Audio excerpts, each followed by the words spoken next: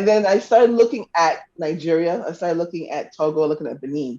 And I said, no, I want to know, like, when it comes to trans-Saharan slave trade, and the markets and the stops along the caravan routes were well documented, but there was nothing for the transatlantic or even domestic slave trade. So when I got back to New York, I decided after my internship, oh, I just want to go back before I forget again. And you're right about about who we are as a people, because I remember when I was working at Cape Coast Castle and the Almina Castle, I remember one tour group I was with. It was a group from California, students, about 16 of them, and we were at the door of no return in Almina. It was in Almina, and there were probably about four Black students, and the rest were all, other races. And the four Black students huddled together and they were crying their eyes out, you know, and they were all consoling each other. And one of the professors had said, don't feel guilty for surviving. And so you are a product of people who survived this harrowing, horrible, you know, trip across this middle passage. And they said, don't feel guilty. They said, just know that your ancestors did everything possible for you to be here today, and that made me cry, and even today, sometimes when I'm just watching TV or if I'm just laying in bed about to fall asleep, I try to put myself in the position of my ancestors, at the bottom of the boat or at the top of the boat, if they were women, depending, or, separated, depending which boat, but some of the women were put on top and the men were put on the bottom. But I try to put myself in their position and try to understand how they may have felt between, I don't know, 2 to 6 months of time, being on board and then coming to a foreign land and not knowing anybody or knowing the language. You get where I'm coming from. So yes, so in that aspect, um, I just want people to know that we are definitely product of people who survived. To go back to the other point, so yes, I started looking at the different spaces of enslavement or captivity within the West and Central African landscape. And it was just absolutely phenomenal. So if you get a chance, go to enslavespaces.org, right? And you will see the map. We have different categorizations. We have markets. We call them captive markets because to be a slave is a legal term, and technically they did not become a slave until they got to the Americas. When I say the Americas, I mean the Caribbean, America, as well as South America as well. And so when you go there, you'll be really surprised to see how many spaces was really devoted to, to the slave trade itself, Um, so that's what we're doing. Oh yeah, so I was talking about the market. So yeah, we have the markets. On the markets we have captive markets, and we have the trans-Saharan slave markets. Well, captive markets. We also have places of freedom. So our resistance. So in Nigeria, you would have the sacred forest. Kunazinga Kingdom in Angola was a space of refuge for many captives who were taken by the Portuguese. So we have different, pockets of areas of resistance. Our scope is between 1440. I read that the first account I found of capture of people capturing Africans were in 1440 by Maritini. I can never pronounce the name correct, so please forgive me.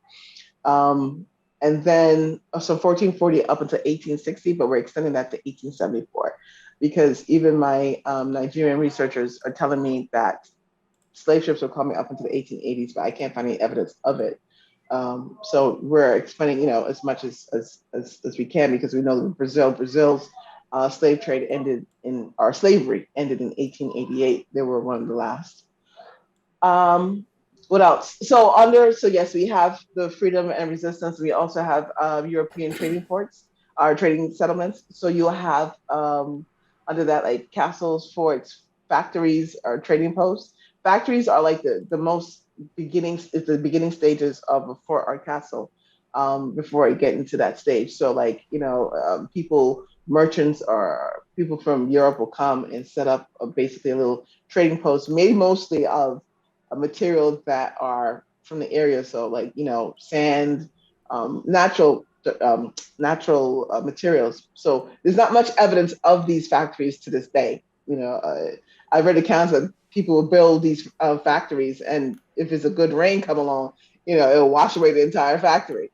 So you'll find like forts and castles who because they're made of uh, harder material. I can't tell you. I don't want to say the exact. I don't want to say brick because I don't know. The exact material. And then you have cultural and religious spaces. So for example, in the kingdom of Dahomey, one of the kings would send, they would have the captives, but he might want to send messages to his family members who may have died. So he would sacrifice a captive to send a message to their family members. And to me, those people are very important. I don't want to leave out anybody, if you understand me, anyone who may have been captured and may not have been sent to the Americas, because it's not really about that. It's about the Africans who were taken with the intentions of being sent either to the north or to the south, or even kept in the country to work as a domestic uh, enslaved person. So there's various different stages and categories, classifications of enslaved spaces, and when you click on a particular space, you will actually, if you can get, once we have the history, we will put it there as well, and we always cite our sources because the site is for not only for the everyday person, but it's also for academics as well. Um, I just also want to know that if you do go on the site and you see pinpoints that are blue with three dots and the triads in it, that represents a particular market that was used for the domestic, trans-Saharan, and transatlantic slave trade, and we were able to find evidence of all three. Those with just a singular circle in it, those are local captive markets, and the one with the squares are trans-Saharan. So yeah, but I think as a historian, a lot of emphasis has been placed on out migration, extracting Africans out of Africa, but we don't really look at what happened on the ground or even have a better understanding of what happened on the ground to really get a better understanding of it. You know what I'm trying to say? Thank you very much for that. I find it very interesting because, like I said before, when it comes to history, very little have been done on our part. No, because you said before that a lot have been documented about the transatlantic slave. That is true. But the question is whether actually we do understand it, whether it had actually been documented from our point of view.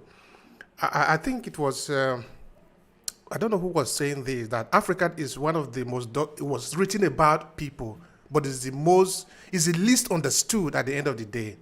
Because it's not a question of how many books have been written about Africa, but from which point of view are you writing the story? And that is why I say it is very important that Africa in the diaspora particularly, because I believe that while a lot of Africa, of course, talking of the Africa that be conquered by the European, because now we basically respond according to the impulses of the European, not according to our own, not according to our own understanding. Because it is very easy to condemn a people. It is very easy to confuse a people. It's also very easy to miseducate a people. And by the time you succeed in miseducating the people, you can actually make them act like animals. They can Mm, forget where they have been coming from. It is possible because it passed through the process of education. So mm, now, I think it is our duty as Africa, by us, I mean, those who are sort of, say, enlightened, whether you are in Africa or in the diaspora, to sort of look at the story again and retell it. It is absolutely important because if we don't do this, we don't even know where we are going to start from. but and that's another component I forgot to mention. Despite the fact that we use primary sources, for me, what's most important is the African voice, is that confirmation. So what we do, the last part of it, once we compile the information, we actually get in contact with a researcher or a professor who's au fait or is specialized in the history in that particular country or a particular region or area to confirm, because we don't want to put spaces that they don't know, that might be wrong, if you understand where I'm coming from. Not only that, too, it's important that we understand, even though I am a descendant of Africans, there's a lot about the African mindset and how Africans understand things and how they communicate that I don't understand. So it's important to me that I also get that African voice in there, who is African and who lives amongst the people, who knows the language, who knows the culture, because they will have a totally different perspective than I would.